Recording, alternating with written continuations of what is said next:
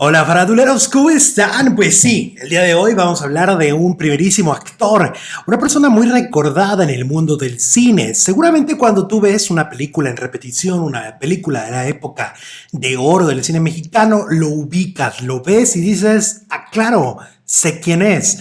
Estamos hablando de la gran trayectoria y de la gran historia de Fernando Soler. A continuación, vas a conocer los detalles más íntimos y personales y profesionales de este primerísimo actor. Acompáñame a descubrir su historia. ¿Qué fue de Fernando Soler? No se puede hablar del cine mexicano sin hablar de Fernando Soler y la dinastía de 4 hermanos. Es una familia de actores que ha marcado la historia artística del país y que marcó al cine nacional. Fernando Díaz Pavia, mejor conocido como Fernando Soler, fue el mayor de los hermanos y destacó en la época de oro del cine nacional con personajes inolvidables, al lado de figuras inolvidables como Pedro Infante o María Félix. Fue además guionista, productor de teatro y director de cine, que fue de Fernando Soler a continuación. Recuerda suscribirte, activa la campanita para que te avise cuando tenemos un nuevo video, una nueva historia que contar. Además, recuerda también darle me gusta a este video y por supuesto recuerda dejarnos un mensajito sobre nuestros videos de Recordando. Fernando Soler vino al mundo el 24 de mayo de 1896 en Saltillo, Coahuila, estado ubicado al norte del México, en el Hotel San Esteban de esa ciudad. Sus padres fueron los actores españoles afincados en México, Domingo Díaz García e Irene Pavia Soler. El pequeño Fernando fue el primogénito de la familia, al que seguirían otros 7 hermanos: Andrés, Domingo, Julián y Mercedes, que también siguieron el camino de las artes, así como 3 hermanas que tomaban rumbos diferentes al espectáculo. Ellas fueron Irene, Gloria y Elvira. Cuando Fernando era un niño, sus padres junto a sus hermanos huyeron a Estados Unidos, escapando de la Revolución Mexicana, y en el vecino país del norte formaron el Cuarteto Infantil Soler. Con el cuarteto la familia hacía giras por México y Estados Unidos. Su carrera comenzó cuando se presentó por primera vez en el teatro en 1916, en Los Ángeles, California, con la compañía teatral de sus padres. Los niños Soler, desde muy pequeños, tuvieron contacto con el mundo teatral y su educación artística corrió a cargo de sus padres, enseñándoles actuación, canto y baile. Antes de entrar al cine, Fernando Soler ya tenía un gran camino recorrido en el teatro. Su primera participación en cine se dio en Hollywood, como protagonista de la cinta Cuando te suicidas, de 1931, al lado de Imperio Argentina. Luego en México su debut se dio en la cinta Chucho el Roto, en 1934, en la que daba vida a un carpintero que se convierte en bandido. Ese fue el inicio de una gran carrera, en la que daría vida en más de 120 películas. También fue director en 20 cintas, entre las que se incluyen melodramas, dramas, comedias, y siempre acompañado de las más grandes estrellas de la industria del cine, como María Félix, con quien actuó en 2 ocasiones, en La Mujer sin Alma, en 1943, y en Que Dios me perdone, en 1947.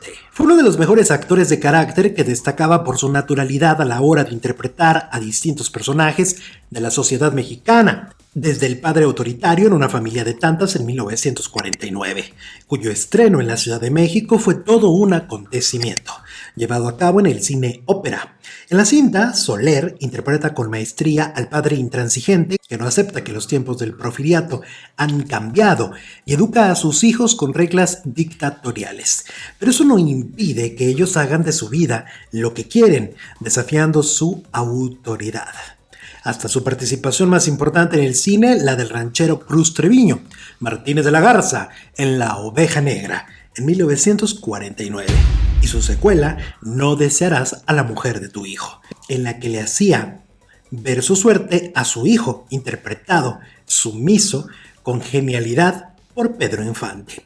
La imagen de Soler, aprovechándose hasta el cansancio de la bondad de su hijo, quedó en la imagen del colectivo mexicano, desde su estreno en las salas de cine y sobre todo cada vez que es transmitida en la televisión de nuestro país.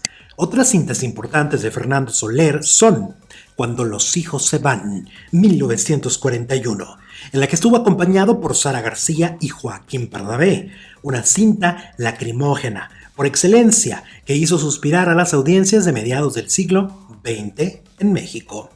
El Gran Calavera, en 1949, cinta de Luis Buñuel en la que Fernando Soler, un millonario que ha maleducado a sus hijos, decide darles una lección, haciéndoles creer que están en bancarrota y obligando a toda la familia a vivir vida de pobres. En una vecindad de la Ciudad de México, esta cinta tuvo en los años recientes un exitoso remake llamado Nosotros los Nobles, con Gonzalo Vega a la cabeza del reparto. Ya a finales de los años 70, el actor trabajó, dirigido por Arturo Rimstein, en El lugar sin límites, en la que daba vida al cacique de un pueblo, llamado Don Alejo.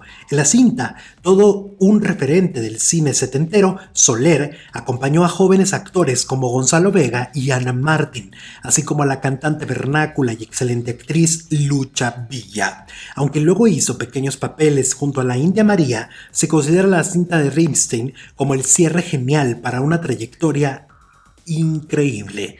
2 años después de hacer El lugar sin límites, el actor moriría el 24 de octubre de 1979 en la Ciudad de México tras sufrir un ataque al corazón. De su vida privada, se sabe que en 1946 Fernando Soler se casó con la actriz Sagra del Río, con la que no tuvo hijos y permanecieron juntos hasta la muerte del actor en 1979.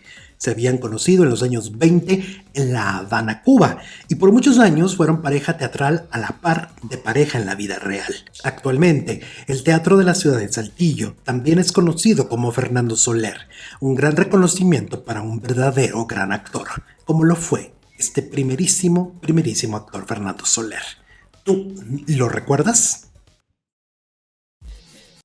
¿Tú lo recuerdas? Si es así, deja un comentario. Además, suscríbete a este canal. Este canal de Recordando es justamente para brindar información importante y es un homenaje a estos personajes icónicos que hemos visto por décadas de la época de oro del cine mexicano.